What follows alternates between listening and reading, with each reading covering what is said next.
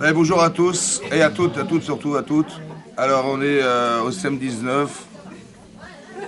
aux 4 rues de Thionville. On m'a demandé d'être le pompier de service aujourd'hui, donc voilà, ça va être le feu. Voilà. Écoutez, voilà, je vous remercie d'être là. On va démarrer le cours sans le casque, je pense. Allumez le feu, voilà. Razak. Alors, on va parler de Pourim. Puisque la semaine prochaine, ça sera le Taranit, donc on ne pourra pas faire court. Alors, Pourim s'appelle Pourim. Oui, on sait que la fête de Pourim est appelée Pourim. L'essentiel, en fait, de la fête se retrouve dans le nom de la fête. Essentiellement, vous savez que quand on parle de Kippour, ça fait appel à la Kapara. Quand on parle de Sukkot, c'est que la Souka. Hein, quand on parle de Pessah, parce que Passar, ouais, Hachem. Donc l'essentiel de la fête se retrouve dans le nom qu'on a trouvé dans la fête. Maintenant, est-ce que Pourim, parce que qu'est-ce que c'est que Pourim? Al-Shemapour. Vous savez que, comment il s'appelle, Aman, il a tiré au sort une date. Ouais, pas une figue, hein. Ah, une date, il a tiré une date. Qu'est-ce qu'il a tiré? Il a tiré deux numéros. Il a tiré le 12 et le 13. Il est dans 12 mois. On était en Nissan, dans 12 mois, c'est-à-dire en Hadar, et le 13. Le 13 du mois d'Hadar, il avait décidé, Chazvek Shalom, l'extermination du peuple juif. Voilà, tout simplement. Et donc, qu'est-ce qu'il a fait? Donc, au nom du tirage au sort, on a appelé cette femme Pourim. Maintenant, est-ce que l'essentiel, c'est le tirage au sort? On connaît l'histoire de Pourim, hein? Est-ce que l'essentiel de la fête de Pourim, c'est qu'un jour, Aman, il a tiré au sort? Je ne sais pas comment on aurait appelé cette fête, mais je ne sais pas si on aurait appelé Pourim. Et c'est marqué Pourim al-Shemapour. On a appelé cette fête Pourim au nom du tirage au sort. Après, la question, c'est de savoir, on aurait dû appeler cette fête pour. Parce que si le tirage au sort s'appelle pour, ouais, qui a pour Goral, et donc le pour, c'est ça, on aurait dû appeler cette fête pour. Est-ce que vous êtes pour? Hein? Quoi? Non, il a tiré au sort pour, Al-Shema pour, au nom du tirage au sort. C'est quoi le tirage au sort? Le 12 et le 13. Donc il fallait dire, voilà, il a tiré deux numéros, mais c'est le tirage au sort. On aurait dû, cette fête aurait dû s'appeler pour. Pourquoi le pluriel? C'est marqué Pourim au pluriel. Pourquoi il y a un pluriel dans la fête de Pourim? Alors peut-être d'expliquer qu'en fait, en fait, c'est le hasard. Essayez de comprendre que toute la problématique de Pourim, c'est comment traduire le hasard. Oui, c'est ça. C'est-à-dire savoir quand est-ce qu'on peut déterminer que les choses ont été faites par chance, par malchance. Ouais, les gens disent, ah tu as eu de la chance. Voilà, et c'est arrivé comme ça, super, tu as eu de la chance. Ou bien de la malchance. Oui, c'est ce hasard qui nous perturbe tout le temps. On ne sait pas qu'est-ce qui est vrai, qu'est-ce qui est faux, qu'est-ce qui est... Mais après, il y a aussi la façon de cultiver le hasard. Oui, le hasard, c'est arrivé par hasard. Est-ce que le hasard a été réfléchi? En général, quand on dit hasard, c'est arrivé de façon hasardeuse. Ça veut dire que ça nous est tombé dessus, on ne sait pas comment. On a l'impression que ça n'a pas été réfléchi. Ou bien que le hasard est réfléchi. Il y a deux façons de cultiver le hasard. Nous aussi, dans la Torah, on tire au sort. Vous savez, que quand on ne peut pas faire des choix dans la vie, oui, il y a de toute façon, il faut tout le temps faire des choix. Ce qui détermine l'être humain, essentiellement, c'est la capacité que nous avons de faire des choix. Oui, il fallait choisir, il fallait s'engager. Et donc, c'est le choix qui nous détermine, en fait. Et là, hein, on voit que dans des situations particulières, on ne peut pas faire de choix. C'est impossible de faire un choix. Par exemple, vous avez vu qu'à Kippour, on va devoir choisir deux korbanot. Oui, korban Lachem, korban la Azazel. Il y a deux korbanot, deux sacrifices. Un qui va être réservé pour expier nos fautes, et le deuxième va être jeté du haut d'une montagne. La Mishnah dans Yuma, elle dit ils sont exactement identiques. Le même poil, le même sang, tout pareil, le même, la corpulence pareil, la physionomie la même. Lequel choisir? Lequel va être désigné l'Hachem? Lequel va être désigné la Azazel? Vous savez choisir ça? Moi, je sais pas. Qu'est-ce qu'on fait quand on ne va pas choisir? Alors, on va tirer au sort. On va choisir au sort. On va prendre un carton qui va désigner l'Hachem, la Azazel, et avec un numéro qu'on appellera 1 et 2. Et là, on va tirer l'Hachem ou l'Azazel, et on verra. En fait, le tirage au sort, c'est pas le tirage du sort. C'est le tirage de ce qu'Hachem avait prévu que soit. Moi, je suis pas capable de faire ce genre de choix. Mais Hachem, alors je me plie au choix. Lequel? Celui qui va sortir du sort. C'est-à-dire celui qu'Hachem a choisi. Là, pareil, la même chose, on voit que dans la Torah, on a dû partager la terre d'Israël selon le nombre de Shvatim. Et là-bas, c'est marqué Belachanatam Befigoral. On a fait un Goral, on a tiré au sort. Pareil, il fallait partager la terre d'Israël. Où est-ce que vous voulez habiter? Vous faites partie de quel chevet? Eh bien, il va falloir choisir. On ne peut pas choisir.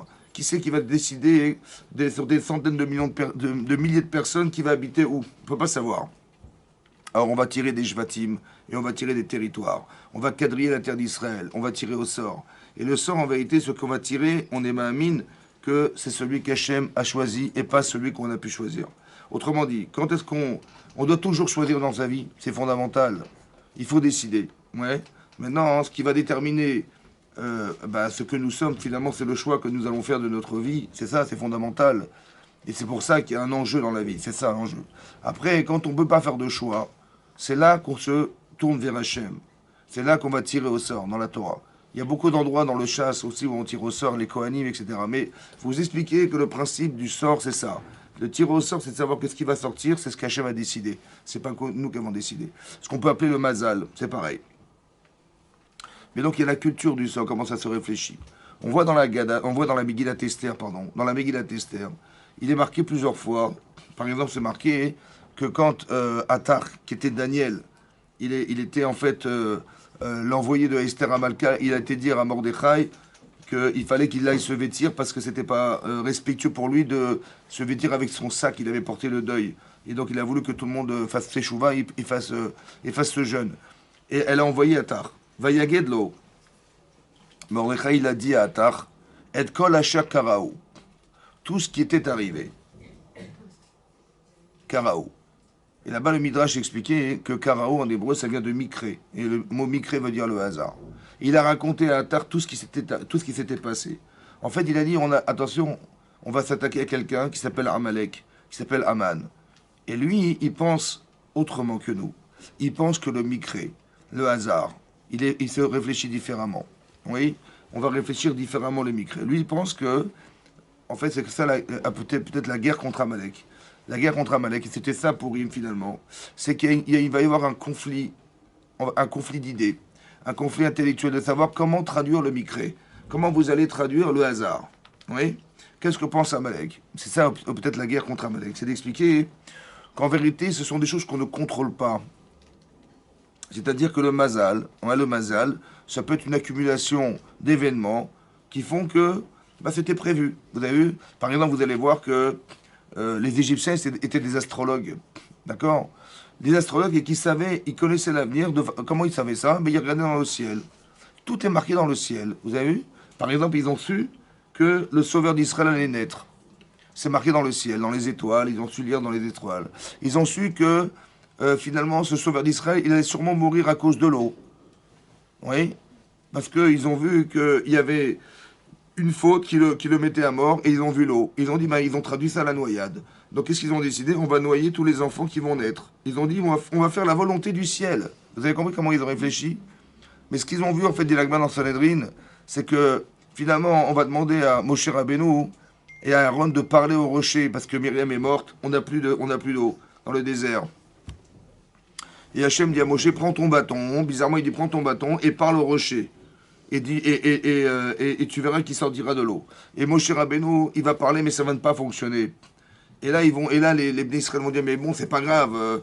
Parce qu'en fait, ce qui s'est passé, les rochers se sont inversés. Et il n'a pas parlé finalement au bon, il a parlé au mauvais rocher. Et donc, ça ne fonctionnait pas. Et qu'est-ce qu'il a fait? Les Bnei Israël ont dit, mais c'est pas grave, peu importe le rocher. Ils ont dit, mais quoi, il s'est mis en colère, Moshe. Il a dit, mais vous croyez que je suis un sorcier? Que c'est moi qui c'est pas dépendant de moi, c'est Hachem qui décide. Et il s'est mis en colère, il a pris son bâton, il a frappé à 2 reprises, et là l'eau a coulé. Et là il a dit à Hachem, puisque vous n'avez pas eu confiance en moi pour me sanctifier, alors vous rentrerez pas en Israël. En fait, il est finalement mort dans le désert parce qu'il a fauté à cause de cette histoire d'eau. Vous connaissez l'Opel Meriva? Non, vous connaissez pas, c'est une marque de voiture. L'Opel... La Meriva, ouais, Meriva c'était ça, c'était les eaux de Meriva, les eaux de la dispute. Qu'est-ce que ça veut dire? Ça veut dire qu'en fait ils ont traduit comme ils ont cru. Ils ont cru qu'en fait il allait mourir par l'eau. Alors en fait c'est pas ça, c'est qu'il a fauté à cause du Ber Miriam. Et donc c'est ça qui va se passer. En fait rien à voir, vous avez compris? C'est comme il s'appelle Paro. Il a dit, mais à quoi ça sert que vous sortiez d'Égypte? J'ai vu Ra Neged Penechem, j'ai vu le mal dans le désert, vous allez mourir dans le désert. Il dit à quoi ça sert de partir? En fait, il voyait à long terme. Mais qu'est-ce qu'il a vu? En fait, il a vu le sang. Qu'est-ce qu'a fait Hachem? Ce sang, il l'a transformé en Mila. Le sang de la Mila. Ça veut dire qu'on voit qu'il y a une façon de lire le Mazal. Oui. et de traduire le mazal, qui en fait ne dépend que de l'interprétation qu'on peut lui donner. Et Amalek, il pense que il n'y a rien qui peut dépasser ce qu'on appelle le mazal. C'est-à-dire, il y a des circonstances qui ont été prévues, calculées, oui, qui font partie des moyens qu'on donne à la personne, ou des événements qui ont été vécus, mais tout est inscrit dans le ciel. Donc si tu as réussi, de toute façon, c'est marqué dans le ciel. Et si tu as échoué, de toute façon, c'était prévu, c'est marqué dans le ciel. Il y a quelque chose auquel on est tributaire, qu'on appelle le mazal, ouais, selon cette façon de réfléchir, et qui fait de toute façon, ça ne dépend pas de toi. Ouais, tu es assujetti et soumis au mazal qu'on t'a choisi. Voilà, ça fait partie de tout ça. Et c'est comme ça que réfléchit Aman. Il va dire, le mois d'Adar est un mois dans lequel on a de la réussite. Alors il dit, super, la date est superbe. Ouais. Et il est sûr et certain que selon le mazal qu'il a choisi, qui a été choisi, il va réussir. Il est certain de ça. Vous comprenez? Cette lecture du hasard, de s'enfermer dans quelque chose qui est un déterminisme et il nous fait croire qu'au-delà de cette limite, rien n'existe. Vous avez compris ce qui va se passer? Et donc il y a... Comment? Abraham Avinu, c'était dans son mazal, il ne devait pas avoir d'enfant. En fait, Hachem lui a dit, sors de ton mazal et... C'est ça. Mais ça, c'est la façon dont nous, on a de voir le hasard.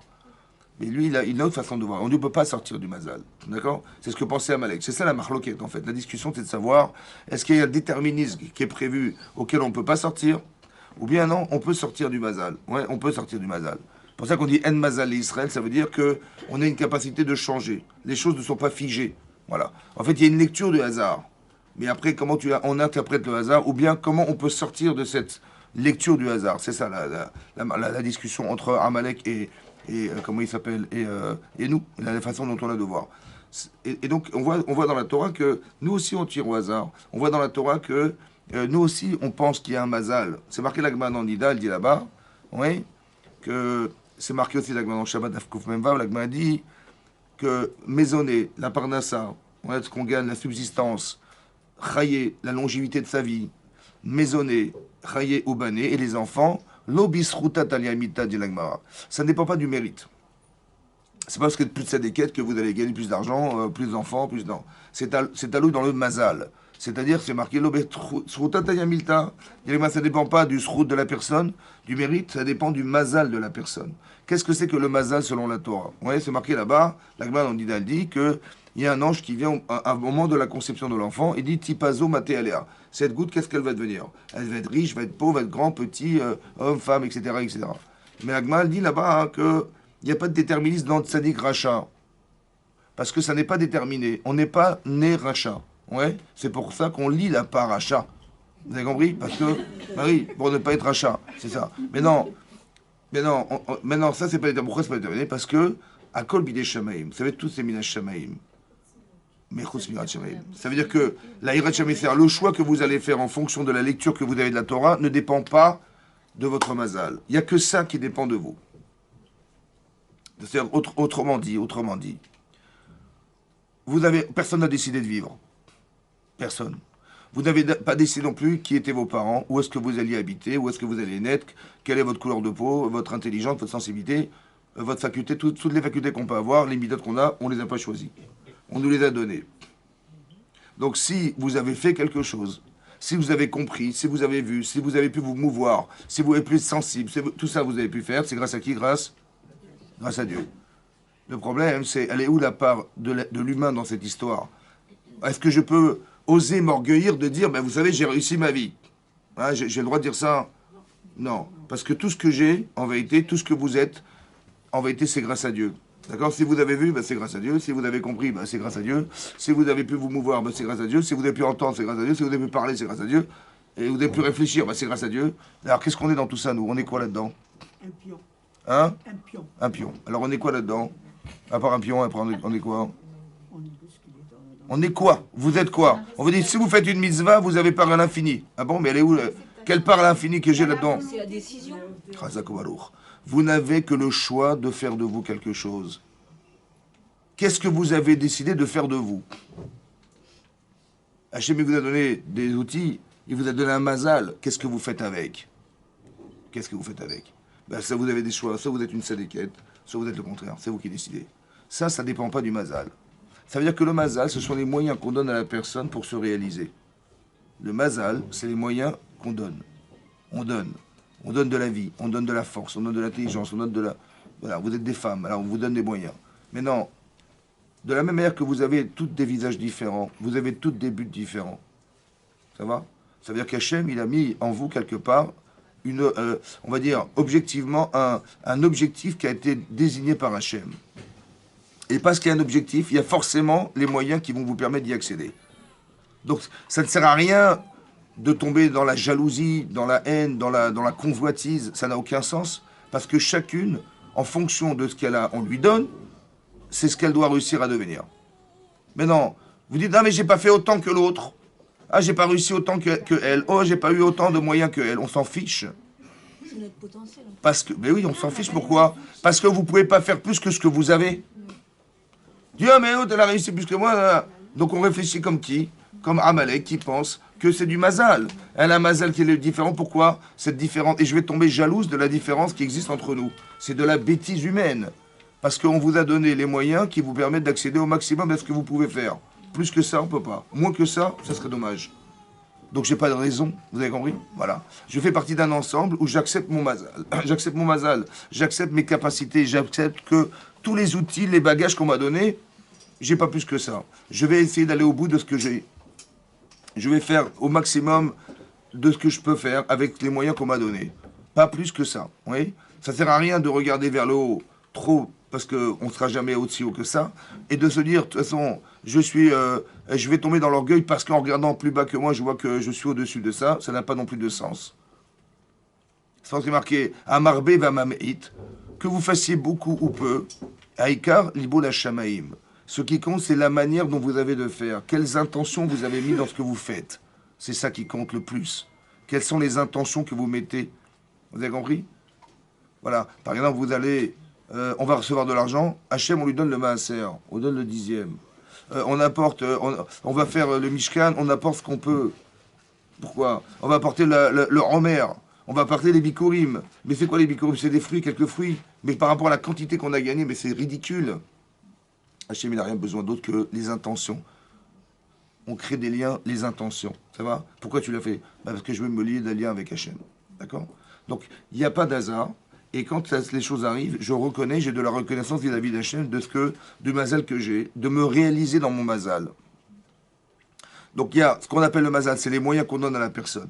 Il y a autre chose qui s'appelle le mazal d'Israël aussi. Ouais. Et on a tous une finalité de vie. Il y a tous des objectifs, un mazal qui nous est propre à nous-mêmes. C'est ça qu'il faut comprendre aussi. Il y a deux sortes de hasard. Vous avez compris? Il y a deux sortes de mazalot. Voilà. Maintenant, c'est important que vous compreniez que c'est comme ça que ça fonctionne. Maintenant, la façon de le cultiver, c'est la suivante. Si la philosophie d'Amalek, c'est de dire, de toute façon, j'ai vu dans le ciel que c'est à ce moment-là et dans cet espace-temps que je vais réussir, ou que si je me trouve là, mon ennemi va perdre. Et c'est comme ça que réfléchit Amalek. Quand on sort d'Égypte, il y a marqué Shamou Ami Mirgazoun. Ils ont tous tremblé devant nous, parce que c'est impossible ce qui s'est passé. Tout est extraordinaire. Vous avez compris? On est sorti de l'ordinaire. Et bizarrement, pourquoi dans l'ordinaire? Parce que les plaies d'Égypte, elles sont extraordinaires, extraordinaires. L'ouverture de la mer Rouge, extraordinaire. Mais c'est bizarre parce que Amalek, il n'est pas impressionné. C'est marqué là-bas qu'il est venu nous faire la guerre. D'accord? Et il a voulu, en fait, dit Rashi, refroidir cette baignoire brûlante, qui était le clan Israël et Hachem, qui était brûlante. Il a dit, mais moi, je vais te plonger dans l'eau et je vais vous montrer qu'on peut y arriver. En fait, qu'est-ce qu'il a essayé de faire, Amalek? Il a essayé de refroidir le clan Israël, refroidir la Hirat Shamaim. C'est marqué là-bas ce qu'on lui reproche dans la lecture d'Amalek, c'est marqué Vélo Yaré Elohim. Il ne craignait pas Hachem. C'est quoi ne pas craindre Hachem? Tout le monde a craint Hachem. Quand vous avez vu ce qui s'est passé en Mitzrayim, mais tout le monde est tremblé devant ça. Ils ont dit, mais ils ont un Dieu surpuissant, mais il n'y arrivera jamais.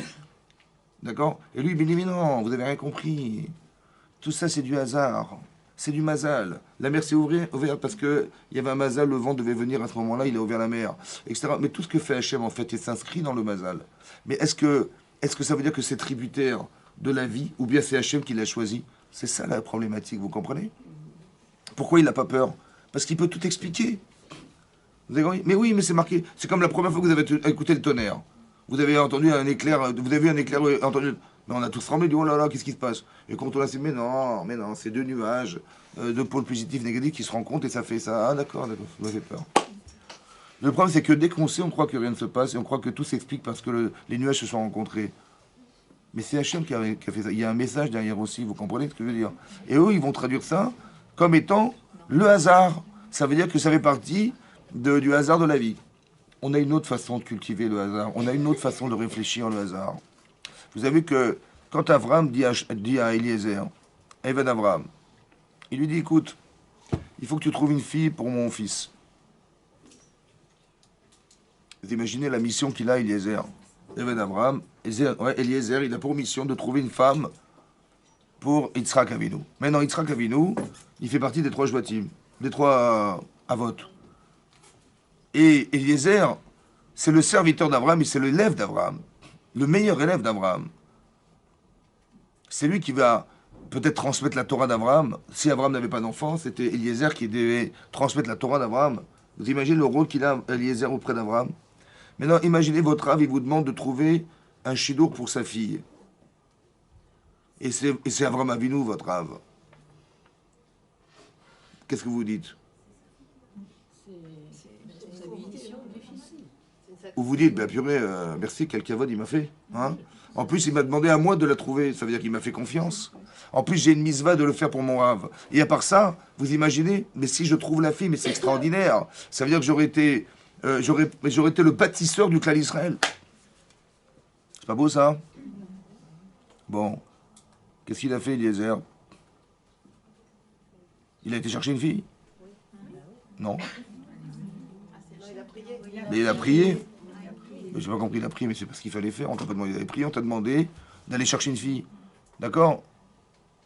Mais pourquoi il n'a pas été chercher la fille? Ben, au contraire, Avraham Avinu, au contraire, mais j'aurais un srout énorme si je la trouve, c'est superbe. Mais si je la trouve, imaginez si je la trouve, mais c'est extraordinaire. Je serai le bâtisseur, c'est-à-dire que grâce à moi, le Clan Israël se sera fondé. Mais j'aurais été, même si je suis loin de ça, mais quand même, j'aurais été participant. Mais c'est une mitzvah de folie, ça. Ça dépend pas que de nous. C'est ça le problème. Ça veut dire qu'il y a un Yetzirara énormissime de kavod. Il y a Yetzirara de se dire, mais je vais participer, mais quel srout j'aurai de faire ça, etc. Vous avez compris ou pas? Attendez, ça c'est le sentiment que j'ai. De ressentir que, évidemment que je vais y aller, mais 100 fois je vais y aller. Il m'a dit dans ma famille, mais c'est facile, je vais scanner toutes les filles qui vont venir, je vais envoyer des fiches à tout le monde, elles vont remplir nom, prénom, machin, je vais dire, voilà, on va trouver la fille qui est la plus adaptée, la plus... Hein, c'est ça? Non? Voilà ce qu'il aurait dû faire. Non, il n'a pas fait ça. Il n'y avait pas de scanner à l'époque. Ah, ça, alors. Exactement ce que dit Rachi, il n'y avait pas de scanner à l'époque. Bon. Mais non, comment ça se fait que ça n'a pas fonctionné? Pourquoi il n'a pas fait ça? Pourquoi il n'a pas fait ça? Vous savez pourquoi il n'a pas fait ça? Avant que je m'énerve, c'est comme ça. Hein? Comment?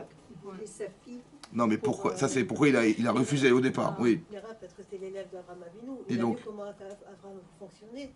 Il a vu qu'Abraham il priait, il a vu qu'Abraham demandait à Dieu, et donc il a... Mais oui, mais attendez, c'est ce qu'il a vu, mais il n'est pas obligé d'aller prier. Il va dire, mais non, mais il m'a demandé à moi, je vais y aller moi-même. C'est comme vous dites, votre mari, quand il va à la prière le matin, ouais, il fait pas comme ça dans la rue, il attend qu'il dit à Hachem, je t'en prie que quelqu'un mette les filines. Il dit comme ça, voilà. Bah oui, il a prié, mais j'ai vu mon ravi prier, moi aussi je prie, voilà, Hachem, je t'en prie. Mais non, il faut que tu le fasses toi. D'accord, tu as une mitzvah, tu l'as fait toi-même. Mais il a quand même fait, il a bougé. Mais il a rien fait du tout, il a rien fait du tout, il a rien fait du tout. Même au contraire, il a fait ça derrière. Ça veut dire qu'il a prié, il a dit je veux aller, il habitait en Israël, il est parti à Haran. Vous savez où c'est Haran? Mais il a fait quoi? Il a rien fait, c'est ça derrière. Il a sauté carrément. Ça veut dire qu'il s'est retrouvé en 1 seconde en Turquie. Bah comme ça. Nous il faut prendre Turkish Airlines, lui il n'a pas eu 0, lui, il va direct. Comment c'est possible? Il a directement été en Turquie, comment c'est possible? Haran c'est en Turquie. Maintenant, qu'est-ce qu'il a fait? Il a prié Hachem. Incroyable. Et écoutez ce qu'il a dit. Vayomar, il a dit Akrena les fanaï. Akrena les fanaï. Ça veut dire quoi, Akrena les fanaï? Hein? Viens devant moi par hasard. Il a dit ça. Mais qu'est-ce qu'il a dit en fait? Il a dit comme ça. Il a dit comme ça. La fille à qui je vais demander de l'eau, elle me dira bien sûr. Et elle me répondra à vous et à vos chameaux. Alors c'est sûr que tu m'auras prouvé que c'est la femme de Yitzhak. Bon, elle a une chance sur combien de milliards de dire ça? Hein? Bah, attendez, déjà, lui c'est un homme. Donc monsieur, il vient, il dit, vous pouvez me donner un peu à boire? Je suis désolé, je suis une femme, allez vous chercher votre eau vous-même, hein, je suis désolé. Ça se fait pas ce que vous allez demander. C'est ça ou pas? Premier réflexe. Deuxième réflexe, oui, bien sûr, je donne de l'eau. Après il dit, ben, ciao. Ouais. Ou alors elle peut dire, je viens de l'eau, il dit, ah, tiens, vous avez des valises à porter. Je sais pas, n'importe quoi, elle peut dire. Vous cherchez votre chemin. Elle a combien de milliers de réponses à pouvoir proposer? Non, il faut qu'elle réponde, madame, il faut qu'elle réponde à moi et à mes chameaux. Bon, il avait combien de chameaux? 10. Combien ça boit de litres un chameau? Hein? 100 litres. Pourquoi ça s'appelle gamal? Pourquoi ça s'appelle gamal? Un chameau on appelle gamal. Parce que tous les soirs vous préparez là? Non. Pourquoi gamal? Pourquoi gamal? Parce que. Pourquoi gamal? Parce que gamal en hébreu ça veut dire sevré. Yigamel, c'est sevré. Donc combien il peut boire de litres un chameau? 100 litres. Et ne peut ne plus boire pendant une semaine. Il est sevré. C'est ça un gamal. Ouais. Donc 100 litres multiplié par 10, ça fait combien? Une tonne. Il a dit, bon, qu'elle me donne à boire et elle prenne une tonne pour mes chameaux. Pardon? Une tonne. Une petite fille, une jeune fille, elle va porter une tonne. C'est possible ou pas? Alors si elle arrive à faire ça, waouh, ça veut dire que c'est un hasard de fou quand même. C'est comme ça que je saurais que tu es Hachem. Ça veut dire que moi, je ne sais pas choisir. Mais pourquoi il a fait appel au hasard? Parce qu'il y a des gens qui se sentent intelligents, ouais, ils sont sûrs d'avoir trouvé la bonne. Pas la bonne, la femme de ménage, hein, je parle la bonne... Non, non. Ils ont trouvé la bonne personne, Razak. J'allais me tromper. Mais non, ils ont trouvé la bonne, ouais. Mais non, qui te dit que c'est elle? Qui te dit que dans 10 ans, il ne va pas se passer un Chazvichan, n'importe quoi? Ouais, tu peux garantir? Tu dis, mais je suis sûr, elle est superbe, elle est trucs. Tu peux pas garantir. Maintenant, plus je pense que je vais y arriver, et plus ça tarde. Et moins je pense que c'est possible, plus je vais me tourner vers Hachem. Et plus l'image qui représente cette fille, elle va se rapprocher de lui. Parce que ça ne dépend pas de toi. Comme si que la distance temporelle, elle dépendait de la manière dont j'ai de réfléchir. Plus je pense que... Alors, ok, tu penses que, vas-y, fais-le. Ça va prendre 1 an, 2 ans, 3 mois, 2 mois, on ne sait pas. Par contre, si tu dis, mais de toute façon, c'est pas dans mes mains, ça serait stupide de croire que c'est moi qui vais trouver. Parce que je vais trouver, si ça marche, ben, tant mieux, j'ai eu un trou de malade mental, c'est quasiment un S. Et sinon, ben, j'aurais fait une bêtise. Vous avez compris ce que je veux dire? Donc je n'ai pas la prétention de croire que je vais y arriver. Et donc je me plie au hasard. C'est-à-dire, je dis à Hachem, écoute, moi je ne sais pas choisir. Je ne sais pas savoir qui est. Alors, si par hasard elle me répond ça, c'est sûr que c'est toi qui l'as envoyé. Vous avez compris ce que ça veut dire ça? Vous avez compris? Akrena les fanailles, je t'en prie, présente-toi devant moi par hasard. Ça veut dire quoi par hasard? Ça veut dire que je veux de la preuve que c'est toi. Mais comment je vais savoir? C'est le hasard qui va déterminer que c'était toi qui l'as décidé. Parce que j'ai demandé un truc improbable. Mais c'est impossible qu'elle réponde ça. Et elle a répondu ça. Waouh! Mais c'est sûr que c'est toi, vous avez compris? Et c'est marqué là-bas dans le texte, c'est marqué Terem qu'il allait daber. Terem qu'il allait daber. Terem. Avant qu'il ait fini de parler. Il a parlé ou pas? Il est marqué Diber. Bélibo. Il n'a même pas dit un mot. Hein. Il a juste pensé. Et avant qu'il ait fini sa phrase, elle était là. Ça reste entre nous. Hein. Bon. Elle était là. Ça veut dire quoi qu'elle était là? Ça veut dire que. Ça veut dire que. Mais c'est extraordinaire. Comment? Non, il y a marqué Bélibo. Amar Bélibo.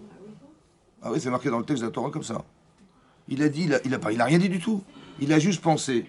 Il a juste pensé, et là, elle s'est présentée devant lui. Ça veut dire que la réalité, elle est fonction de quoi? Votre niveau de conception. Si vous avez des doutes, alors ça prend du temps. Si vous n'avez aucun doute, pourquoi vous n'avez pas de doute? Bah, quand il faut choisir, on est d'accord. Mais quand vous ne pouvez pas choisir, ça ne sert à rien de se torturer le cerveau ou de travailler, d'attraper des maladies je sais pas, de prendre du Shirlama Alox. Hein, vous rigolez? C'est pas possible, parce que vous allez avoir mal au ventre, ça va? Quand vous pouvez rien faire, ne dites pas, mais comment on va faire? Oui, oui, oui. Mais c'est ça le problème, c'est que ça a été organisé. Le hasard, ça a été pensé ou pas? Mais dites oui, bien sûr que oui. Ça a été pensé, donc ça veut dire que si il m'est arrivé ça par hasard, et que je vois pas de solution, ça veut dire quoi? Évidemment, mais ça veut dire quoi? Qu'est-ce qu'on attend? Puisque je peux rien faire, qu'est-ce que vous attendez alors? Ben, c'est ça. De prier. Mais pourquoi il faut prier? Par exemple, c'est marqué dans la paracha de Shemot. Après la mort de Pharaon, Pharaon est mort. Qu'est-ce qu'on a fait? Ben, on n'a pas travaillé ce jour-là. On a accompagné Pharaon dans sa dernière demeure. Ouais. Il y a marqué, ils en ont profité, les d'Israël, Veizraku el Hashem. Ils ont crié vers Hashem. Et là, Hashem, il a entendu les cris.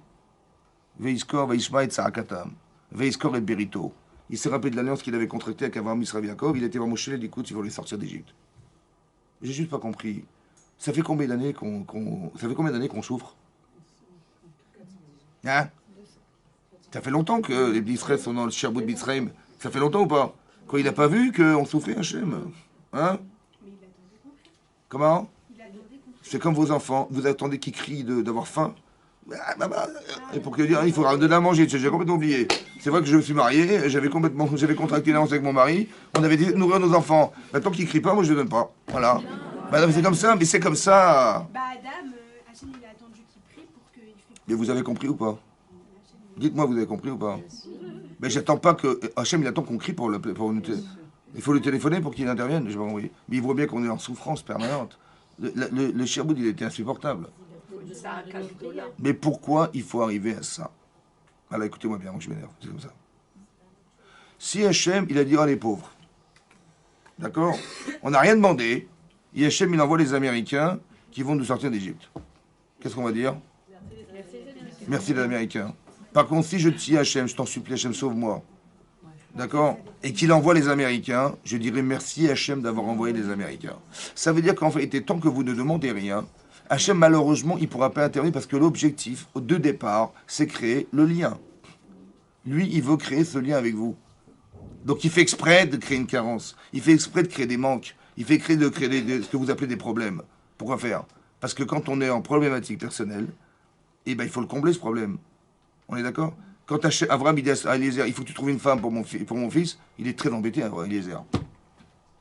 Parce qu'il attend, d'un côté, dans mon cœur, je me dis, bah, c'est super, j'aurai un mérite de fou. Mais d'un côté, mon cerveau, il me dit, bah, attends, mais tu plaisantes ou quoi? Tu crois que tu vas vraiment, tu penses vraiment que tu vas la trouver?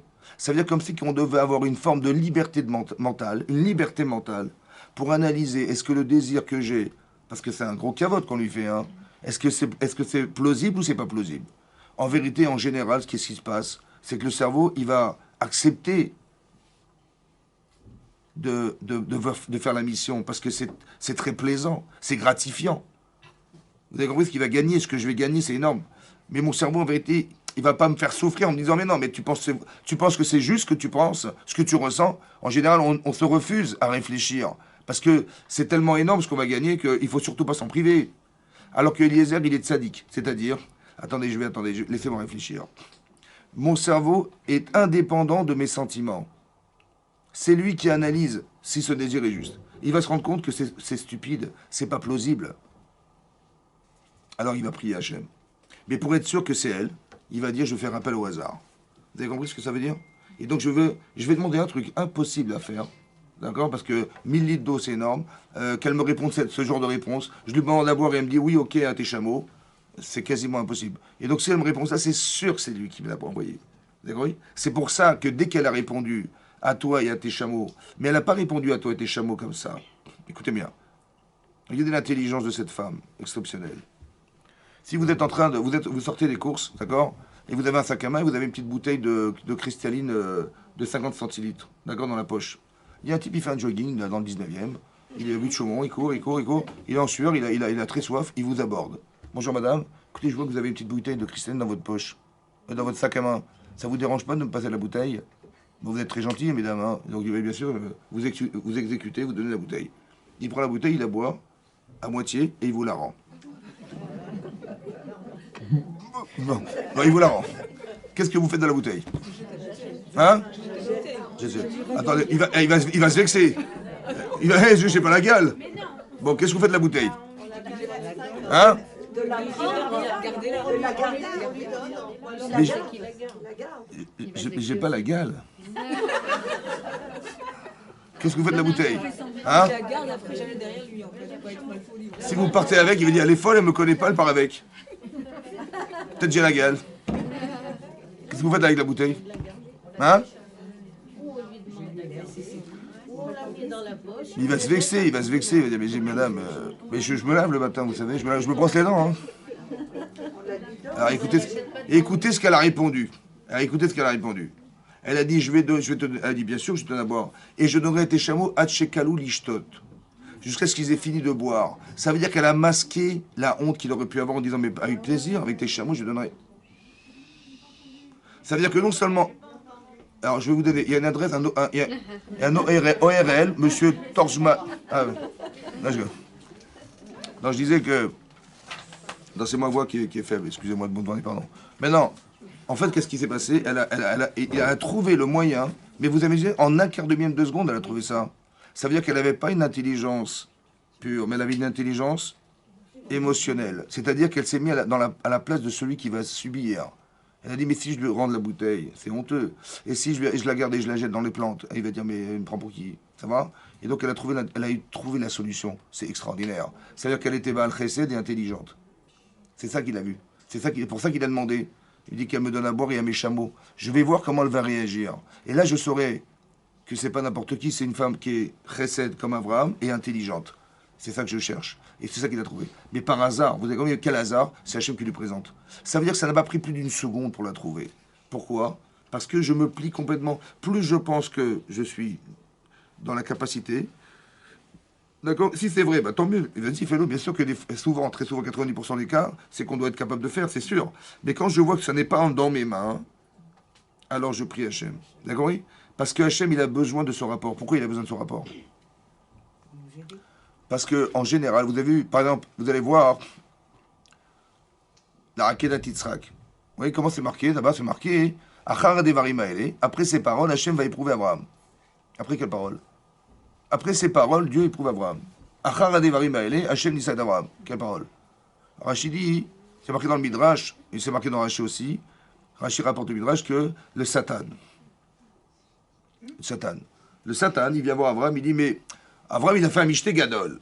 C'est-à-dire, il a fait un grand festin. Le festin, en fait, c'est quoi? Il a invité de grands de ce monde. Il a invité Avimelech, il a invité le roi d'Égypte, il a invité tous les gens, les principaux dirigeants de ce monde. Il les a invités à un festin. Il a vu, vous voulez, le petit garçon qui court là-bas? Oui, je vois. Mais c'est mon fils. Bah, c'est pas pour rire aujourd'hui. Bon, il a dit, c'est mon fils. Il a 2 ans. J'en ai 102, ma femme 92. Vous avez vu, quand on prie Hachem, qu'est-ce qui se passe? Vous avez vu? Il n'y a pas de limite. Il a fait un kiddush Hachem extraordinaire. Maintenant, le Satan, il vient dire à Hachem, bon, c'est bien beau ce qu'il a fait, mais il t'a pas amené à toi personnellement, par Echad, à Ilechad. Il aurait dû te remercier, Hachem. Il t'a pas remercié, Hachem. Ça se fait pas ce qu'il a fait. C'est-à-dire que derrière une apparence de kiddush Hachem, il avait manqué quelque chose. Oui, le Satan, qu'est-ce qu'il fait le Satan? Le Satan, il est là, en fait, pour être un démonstrateur de défaillance humaine. Quand vous allez voir dans le Midrash que devant Hachem, il y a un Beddin. Vous avez vu, il y a le Beddin Shel Marla, hein, le tribunal céleste. C'est quoi ce tribunal? Vous croyez que Dieu il a besoin d'un tribunal pour juger? Non, franchement. Hein? Non. Qu'est-ce que c'est que le tribunal? Écoutez bien ce que c'est que le tribunal. Le tribunal céleste, c'est tout ce que vous avez fait qui se présente devant Hachem. Il y a des anges. Vous savez, on dit il y a des anges. C'est quoi les anges? Les anges, c'est la réalisation de vos actes. Quand vous faites des mitzvot, vous créez un ange. Et quand on fait l'inverse, on crée aussi un ange. Il y a un ange qui nous condamne et il y a un ange qui nous défend. En fait, ce tribunal, c'est ce que vous êtes. C'est lui qui vient, en fait, devant Hachem et qui dit, mais attends, mais regarde ce qu'elle a fait. On dit, mais tu rigoles, regarde, ça contredit ça. Il y a quelqu'un qui accuse. En fait, on est condamné par nos actes ou on est défendu par nos actes. Vous comprenez ce que c'est ça? C'est ça le tribunal céleste. Donc quand Rachid nous dit, il y a le Satan qui vient, ça veut dire qu'à l'intérieur d'Abraham, soit il y a une conscience d'avoir fait une erreur, soit il y a une partie inconsciente d'avoir fait une erreur. Et c'est ça qu'Hachem, il va rattraper. Ça veut dire que ce qui va arriver par hasard à Abraham, parce qu'on va lui proposer de faire, c'est la solution à son problème interne de ne pas avoir emmené un korban. La lecture du hasard. Il m'est arrivé ça, mais j'ai rien demandé. En vérité, à la lecture du hasard. Ça veut dire que il faut savoir que ce qui pourrait paraître un problème pour Abraham Avinu, évidemment que c'est un problème énormissime ce qu'on lui demande. En vérité, ce qu'on va lui demander est la solution à son problème. Que le hasard, en vérité, ce que j'appelle le hasard, c'est je suis victime de ce qui m'arrive, j'ai rien fait pour. En fait, je comprends que c'est Hachem qui me l'envoie. Et cette chose-là, en vérité, je la lis comme à la lecture de quelque chose où je sais que ça vient forcément m'aider. J'ai compris, superbe, parce que des fois on comprend ce qui nous arrive, ouais. On peut même appréhender ce qui nous arrive, un petit peu comme un petit peu comme les frères de Yosef, quand ils vont à savoir, par le biais de Yosef, que Binyamin a volé la coupe de Yosef, on va découvrir la coupe de Yosef, qu'est-ce qu'ils ont dit? Elohim matza et avon avadecha. Dieu a trouvé la faute de tes serviteurs. On va devenir des avadim. Voilà ce qu'il a dit. Voilà ce qu'ils ont dit les frères. Vous savez ce que moi j'aurais fait, moi? J'aurais dit, écoutez, moi je connais Binyamin, c'est pas un voleur. D'accord? Pas d'histoire. Tout ça, c'est un coup monté. Vous voulez, parce qu'on sait pertinemment qu'en Égypte, quand on vole, on devient esclave. Attendez, on va pas nous la faire. Hein, c'est bon? On va prendre un avocat, vous inquiétez pas. Ils n'ont pas fait ça. C'est bizarre, non? Pourquoi? Parce qu'il n'y a rien de hasard. Tu dis, mais j'ai vu dans les mazalotes. Non, non, laisse tomber. Il t'est arrivé quelque chose, c'est pas par hasard. Donc ça veut dire que tu l'acceptes comme étant une vérité en soi. Laquelle? C'est à toi de traduire. Le problème, c'est l'interprétation de l'image que je renvoie. Qu'est-ce que j'ai compris de ce qui m'arrive? Alors il dit, Sarah, il va dire, mais attends, tu vas pas te laisser faire quand même. Eliezer, il dit, mais tu te rends compte que votre compte fait, c'est ton rêve qui t'a demandé d'aller chercher une fille. Mais en vérité, à l'intérieur de moi, il y a quelque chose ou quelqu'un qui vient, qui me dit, mais attends, mais fais ça. Qui me donne envie de. Ou qui me dit, mais tu vas pas te mais défends-toi, te laisse pas faire. Vous avez compris? En vérité, c'est faux. Parce que ça, c'est un problème. On m'engage dans un problème. La vie n'est pas un problème. La vie est quelque chose qui vient solutionner une problématique interne. Et donc, je sais pertinemment que ça. C'est pour ça qu'Avraham, il accepte Bessimcha. Parce qu'il sait que c'est une solution et pas un problème. Alors que nous, on pourrait s'angoisser à l'idée de ce qui nous arrive. Mais rien n'est par hasard. Est-ce que vous avez déjà vu un enfant qui se préoccupe du lendemain? Il dit, mais qu'est-ce qu'on va manger demain? Et papa, il va nous donner à manger, maman, elle va préparer à manger, vous croyez? Hein? Non. Et lorsque vous êtes des princesses, et vous êtes la fille du roi, est-ce que vous pensez sincèrement que demain, il va vous arriver des trucs? Non. Bon. Mais à Rosh Hashanah, tous les ans, qu'est-ce qu'on dit? Avinu. Est-ce que vous vous rendez compte que Hachem, il a une particule qui s'appelle être notre père? Bon, moi je connais mon père, hein, je vous rassure, c'est pas lui. Mais il y a une notion de père chez Hachem. Si déjà mes parents, ils m'auraient jamais fait un sale coup. Chez mes parents, ils vont pas poser des épreuves insurmontables. Si mes parents, quand ils me font quelque chose que j'ai pas forcément compris, c'est forcément pour mon bien. Mais si avec mes parents, j'ai cette relation où je n'ai jamais d'arrière-pensée, mais avec Hachem, vous pensez 5 secondes que c'est possible? Hein? Non. Et si vous êtes fille d'un roi, est-ce que le roi, il va vous faire... Il a encore plus de pouvoir que votre papa? Mais c'est sûr et certain. En vérité, le problème, c'est on le sait, mais on n'y croit pas vraiment. Ça va? Que quand il m'arrive un truc, je crois que j'ai pas eu de chance. Vous avez compris? On raisonne un petit peu comme Amalek, malheureusement. Alors qu'en vérité, on devrait raisonner comme on devrait raisonner à Purim. C'est-à-dire Hachem à pour. C'est quoi le pour? Pourquoi c'est un pluriel? Vous savez pourquoi c'est un pluriel? Parce qu'il y a deux façons de voir le hasard. Il y a celui d'Aman et il y a le nôtre. Au pluriel, c'est comment tu veux voir ton hasard, comment tu veux vivre la chose. Et tu veux la vivre comme Amalek? Ou tu veux la vivre comme la femme juive qui était Esther Amalka et qui a expliqué tout ce qui s'est passé? Parce que qu'est-ce que c'est que Purim finalement? C'est quoi Purim? C'est une séquence d'événements qui n'a ni queue ni tête. Un jour, comment il s'appelle? Achashverosh, il invite tous les gens du royaume, ouais, pendant 180 jours. C'est énorme. C'est Rio de Janeiro, là, le carnaval. Combien ça dure? Ça dure 3 jours. Là, 180 jours. Qu'est-ce qu'ils ont fait pendant 6 mois de folie? 180 jours, c'est énorme. Maintenant, il va demander à sa femme de se présenter devant tout le monde. Elle dit, ouais, bien sûr, je vais venir, bien sûr. Et tout à coup, elle a des boutons partout. Et c'était Shabbat.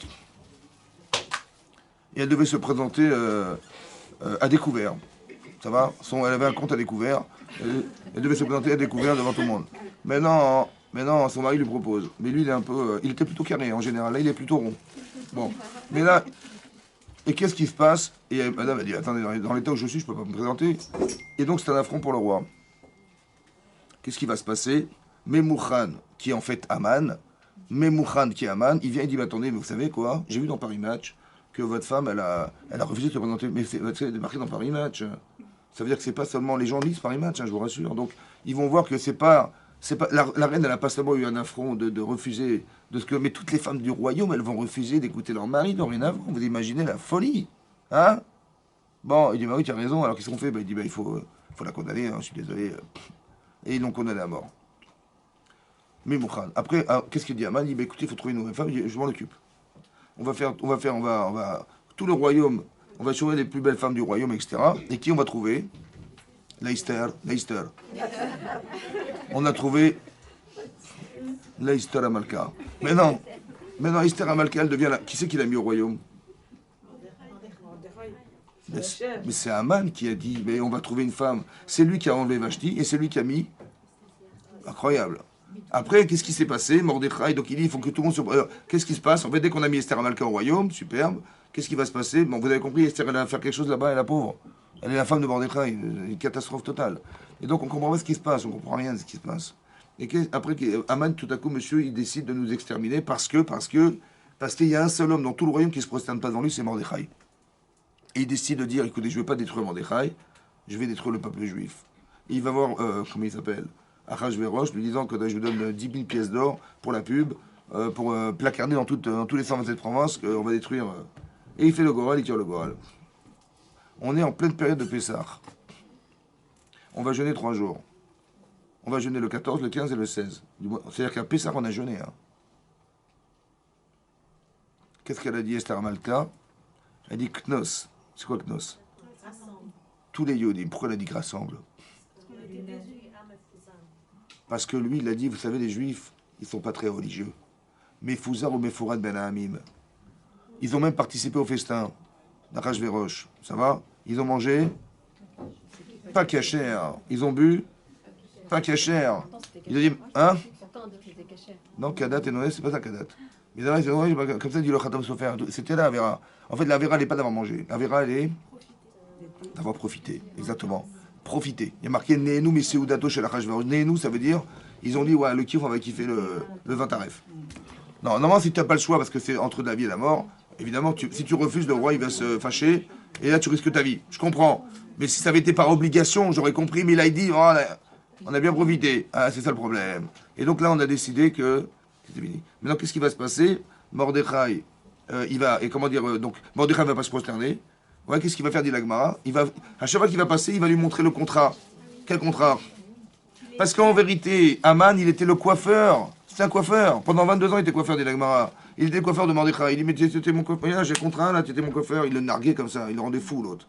Ouais. C'est parce qu'il était esclave quand il lui a... Exactement, c'est ça que je dis. C'était esclave. Esclave, ça veut dire qu'il était. C'était un coiffeur. Ouais. C'est marqué Ozer les Israël, les Tifara. Mais non. Qu'est-ce qui s'est passé? Et là, qu'est-ce qui s'est passé? Il le narguait comme ça, il est en colère. Et donc, il a dit, mais je vais détruire, il va détruire. Qu'est-ce qui va se passer? Ensuite, on voit que ils vont donc nos. C'est-à-dire qu'en vérité, on est éparpillés. Qu'est-ce qu'elle a dit, Esther? La seule solution, c'est que vous vous rassembliez. Soyez unis. Parce que je n'y arriverai jamais seul, elle a dit. Il faut que vous soyez... Je ne serai que le vecteur de toutes ces volontés. Et donc, elle a dit, Tsumo Alai, jeûnez pour moi. Elle a jeûné pendant 3 jours. Et là, incroyable, elle est arrivée comme une loque, dit le Midrash, devant... comment il s'appelle? Devant Achashverosh. Il a tendu son charvit d'Azahav. Il dit, mais qu'est-ce que tu veux maintenant? Et tout va basculer. On voit que par la Teshuvah, Vanafoko. Ça veut dire qu'on est arrivé à quelque chose d'énorme. Ça veut dire que soit on aurait pu s'attarder sur le hasard en disant, on n'a pas de peau. Ouais. Et donc, est-ce qu'on aurait décidé unanimement, on va créer un parti politique, ouais, Éric Zemmour, on va créer un parti politique contre le Haman, on va faire un coup d'État, ou bien on va tuer Haman, ou bien je ne sais pas ce qu'on va faire, vous avez compris ou pas? Ou bien on va s'associer à la reine. Non, on a tous compris unanimement qu'il fallait faire teshuva, c'est-à-dire regretter ce qu'on avait fait. Et puisqu'on a regretté, et qu'on a décidé de regretter par soi-même et pas par obligation, alors qu'est-ce qui va se passer? Venaforu. Ça veut dire que Achashverosh, il ne trouve pas le sommeil. Et donc, il va faire appel au scribe de... Il dit, bah, écoute, on va lui lire le journal, la fameuse chronique, là, et on va lui dire, vous savez quoi, il y a un monsieur qui s'appelle Mordechai, ouais, un jour, il vous a sauvé la vie. Comment ça? Il y a quelques années, Bigtan Vateresh, qui étaient 2 eunuques du roi, ils ont essayé de comploter contre vous pour vous assassiner. Et alors? Eh ben, on les a découverts, on a fait une enquête, et ça s'est avéré juste, on les a condamnés à mort, et voilà, il vous a sauvé la vie. Ah bon, mais qu'est-ce qu'on lui a fait comme cadeau? Dis rien. Et l'autre, il tape à la porte. Bonjour, monsieur Achashverosh, bonjour. Bonjour, ça va? Écoutez, j'ai préparé une potence pour monsieur Mordechai. Ah bon, t'es sûr? Mordechai? On vient de lui dire qu'il lui a sauvé la vie, et l'autre, il vient de lui dire, il faut le pendre. Ça va? Comme par hasard. Extraordinaire, hein? Comme par hasard. Qui c'est qui a préparé la potence? Avec lui-même. Il s'est mesuré avec. Un truc de fou, quoi. C'est-à-dire, lui-même, il a dit, il s'est mis comme ça, mesuré. C'est-à-dire qu'il a tout préparé pour les autres. Vous avez compris ce que je veux dire? Et après, qu'est-ce qu'il va voir? Après, qu'est-ce qui va se passer? Il va donc Achashverosh, je vais dire, mais écoute, écoute, tu vas préparer le cheval, comme tu l'as dit, le cheval, les vêtements du roi et tout, tu vas les donner à Mordechai. Il va raconter à sa femme et à tous ses chachamim, et ses amis, et ça, les Zereshishto, et kol asher karaou. Tout ce qui lui est arrivé. Qu'est-ce qu'il a compris? Est-ce que ça le remet en question? Il a dit, j'ai pas de peau. Ah, vraiment, j'ai pas de chance. Hein. Franchement, vous avez compris? Ça veut dire qu'il va jamais faire teshuva, ce monsieur. Jamais il se remettra en cause parce qu'il va toujours dire, j'ai pas eu de chance. Au lieu de dire, mais c'est Hachem qui m'a organisé cette situation et qui a fait que j'ai voulu me battre contre le clan Israël, etc., et que ça va fonctionner. Il va jamais se remettre en cause. Il va toujours croire que c'est ça le danger, vous comprenez le danger, c'est de jamais accepter ce qui nous arrive comme étant une remise en question, ou bien d'être gratifié par ce qui nous arrive, mais toujours croire que on n'a pas eu de chance, ou bien on a eu de la chance, sans être capable d'articuler ça en fonction de ce qu'Hachem nous a envoyé. Cette lecture, elle est fausse. C'est ça pour Im. C'est de croire, de ne jamais croire en ce qui peut arriver et qui n'a pas été pensé, réfléchi au départ. Alors que nous, on a vu qu'on a pensé. La différence est comme ça. C'est marqué Kimu ve Kiblu a Yehudim. Kimu ve Kiblu. Kimu, ils ont réalisé à Purim, Be'ahava, ce qu'ils avaient accepté, Be'ira, à Shavuot. Quand on a reçu la Torah, on a reçu avec une montagne sur la tête. Ça va? La montagne sur la tête. Pas le casque sur la tête, la montagne sur la tête. C'est ça qu'il voulait là-bas. Non, la montagne sur la tête. Il est venu, il nous a mis une montagne sur la tête. Il dit, si vous acceptez la Torah, super, sinon. Mais les Israéliens ont dit, c'est Vénishma. Ça veut dire, tout ce que tu demanderas de faire, on acceptera. Qu'est-ce que tu as besoin de mettre une montagne sur sa tête pour nous faire accepter la Torah alors qu'on avait accepté volontairement? On est les bons élèves.